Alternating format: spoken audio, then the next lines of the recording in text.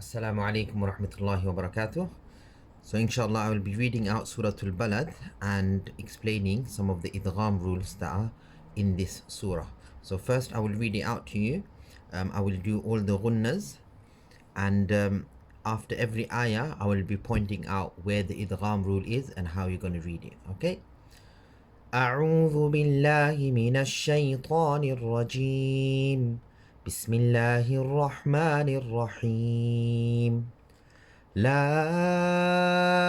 أقسم بهذا البلد وأنت حل بهذا البلد ووالد وما ولد. That's the first idgham rule. ووالد.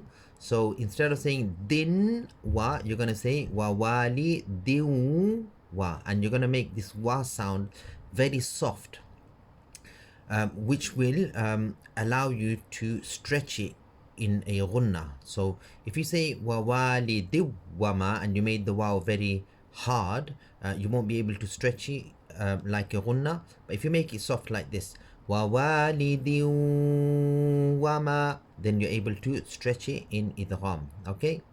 ووالد وما ولد لقد خلقنا الإنسان في كبد أيحسب أن لن يقدر عليه أحد. So in this ayah you've got, if you remember, we were learning about the idgham letters, and there are two types. You've got the idgham with gunna, which are ya, waw, mim, noon, and idgham without gunna, which are lam and ra. So whenever any of the idgham letters come after a noon sakin, like a noon with a sukoon on top, or a tanween, double fatha, double kasra, double dhamma, then what will happen is you will merge that noon into the idgham letter.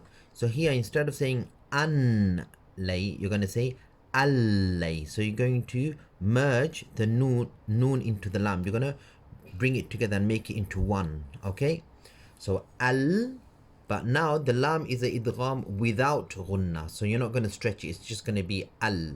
However, lay yaqdira, this is the idgham with gunna letter. Ya, waw, mim, noon. So ya is there, isn't it? That's why you're going to say lay yaqdira. You're going to stretch this part. However, just like what we learned in the waw, you have to soften the sound a little bit to be able to stretch it. In the same way, you're going to have to soften the sound of the ya.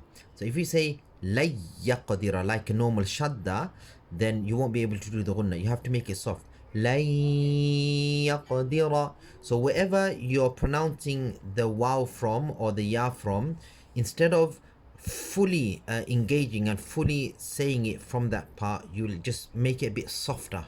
Okay, so wawalidin wa, you're saying it with your lips, isn't it? If you tighten your lips, wawalidin wa, then you're going to make a strong and hard wow sound, which and you won't be able to do idgham with ghunna. But if you don't tighten your lips when you say it, you make it a bit more soft, a bit more relaxed, then you'll be able to say wawalidin wa. Same thing here with the ya. You've got a ya that is a idgham with ghunna letter here. So what you're going to do is, you normally say the ya from the center of the tongue when it touches the top part of the mouth, which is the palate. So if you tighten that area and you say lay yaqdira, and you don't really let any air pass between the middle of the tongue and the palate on top, then you're going to have a very hard sound and you won't be able to do ghunna. But if you relax it a little bit, then you'll be able to say lay yaqdira. It's good to know these things because you're going to come across this quite a bit, and also a lot of the times students do find it hard to do idgham on a waw and a ya because of the way they make it really hard. Okay, so make it soft. أيحسب أن لن يقدر عليه أحد يقول أهلكت مالا لبدا.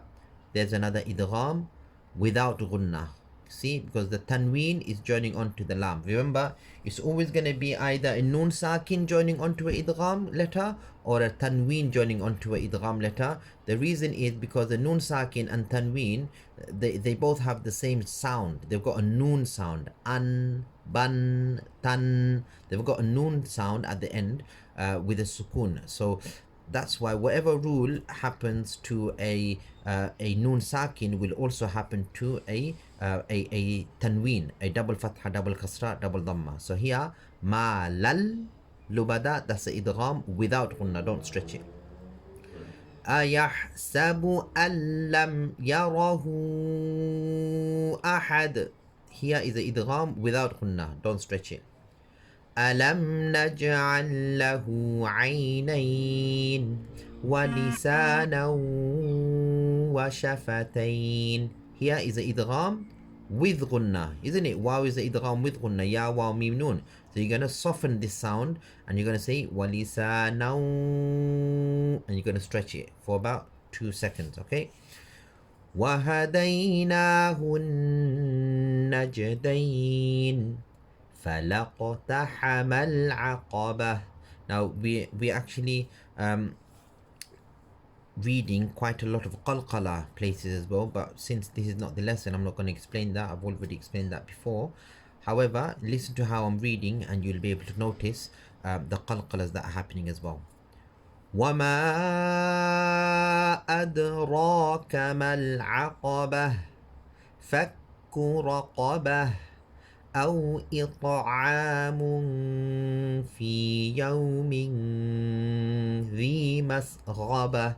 If you notice, there's a lot of ikhfas as well. For example, this was the ikhfa, this is the ikhfa. Okay, you'll come across quite a lot of ikhfas actually now. يتيما ذا مقربة إخفاء أو مسكينا ذا متربة. That was a ikhfa as well.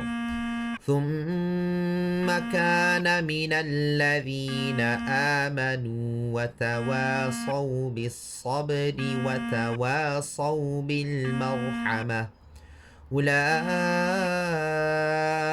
أصحاب الميمنة والذين كفروا بآياتنا هم أصحاب المشأمة عليهم نار مؤصدة.